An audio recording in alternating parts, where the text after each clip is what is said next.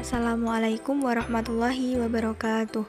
Halo teman-teman, apa kabar kalian semua? Semoga baik-baik saja ya. Oh iya, sebelumnya perkenalkan nama saya Dina Rizky Nazifah dari kelas PAIK. Saya di sini dari kelompok 5B dengan judul artikel Pentingnya Menanamkan Pendidikan Karakter Peserta Didik di Era 4.0. Oke, langsung saja kita simak penjelasan berikut.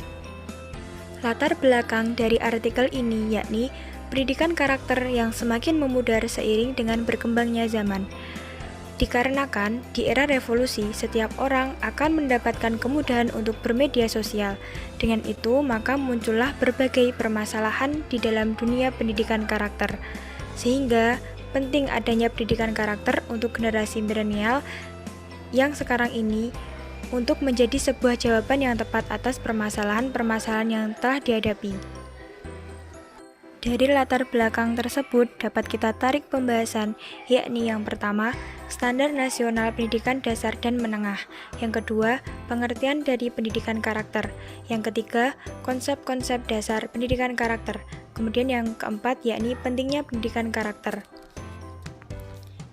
Baik, memasuki pembahasan yang pertama, yakni Standar Nasional Pendidikan Dasar dan Menengah.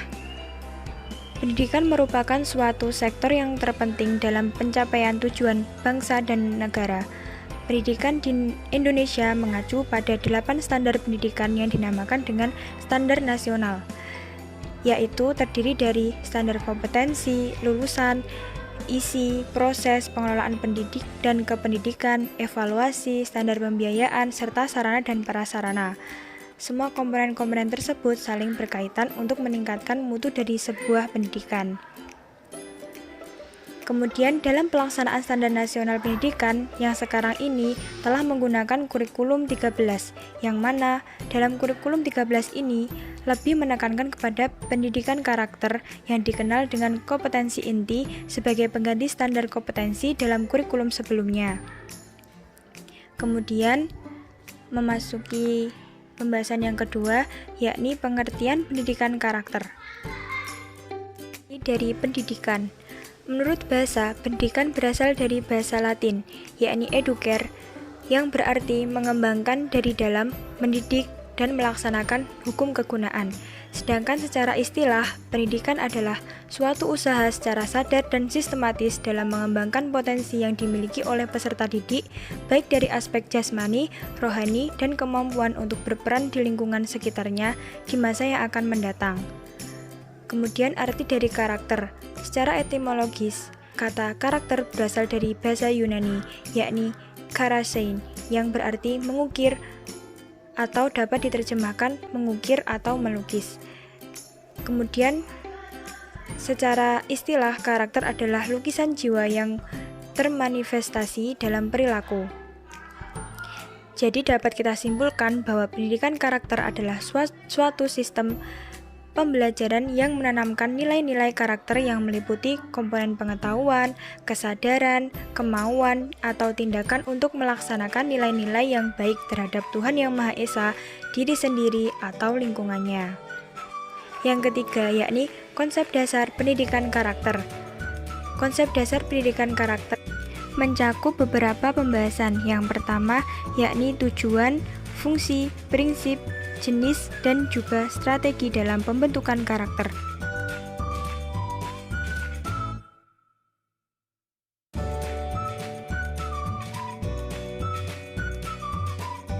Yang pertama, yakni tujuan dari pendidikan karakter. Mengembangkan potensi kalbu atau hati nurani peserta didik sebagai manusia dan warga negara yang memiliki nilai-nilai kebudayaan dan karakter bangsa. Menanamkan jiwa kepemimpinan dan tanggung jawab peserta didik sebagai generasi penerus bangsa, serta mengembangkan lingkungan kehidupan sekolah sebagai lingkungan belajar yang aman, jujur, penuh kreativitas, dan persahabatan. Kemudian fungsi dari pendidikan karakter, yakni menghilangkan segala sumber kebodohan, serta mengembangkan kemampuan yang membentuk watak serta peradaban bangsa bermartabat dalam rangka mencerdaskan kehidupan bangsa.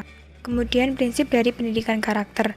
Yang pertama, mempromosikan nilai-nilai dasar etika sebagai pokok dari karakter pendidikan, memberikan kesempatan peserta didik untuk senantiasa berperilaku baik, mengusahakan menumbuhkan motivasi diri kepada peserta didik, mengidentifikasikan setiap karakter baik dari pemikiran, perasaan, dan perilaku.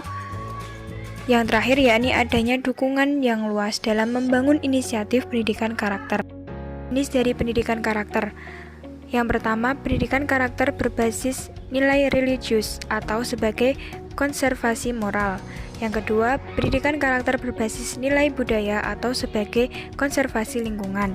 Yang ketiga, pendidikan karakter berbasis potensi diri, yaitu sikap pribadi dan hasil dari proses kesadaran pemberdayaan potensi diri untuk meningkatkan kualitas pendidikan atau disebut juga dengan konservasi humanis. Yang terakhir yakni strategi dalam pembentukan karakter. Sedikit teori dan memperbanyak praktek, banyak peneladanan, banyak pembiasaan atau praktik, banyak motivasi serta pengawasan dan penegakan aturan yang konsisten. Dari konsep di atas dapat kita raih kesimpulan yakni pendidikan karakter memerlukan substansi atau isi yang akan menjadi materi atau muatan kurikulum pokok yang berisi nilai-nilai dari pendidikan karakter tersebut, khususnya pendidikan karakter yang berbasis pada agama dan kebudayaan yang ditanamkan dalam membangun kepribadian, sikap, dan tindakan seseorang, baik dari dalam dirinya, orang lain, bermasyarakat, maupun dalam kehidupan berbangsa. Untuk poin yang keempat, yakni pentingnya pendidikan karakter.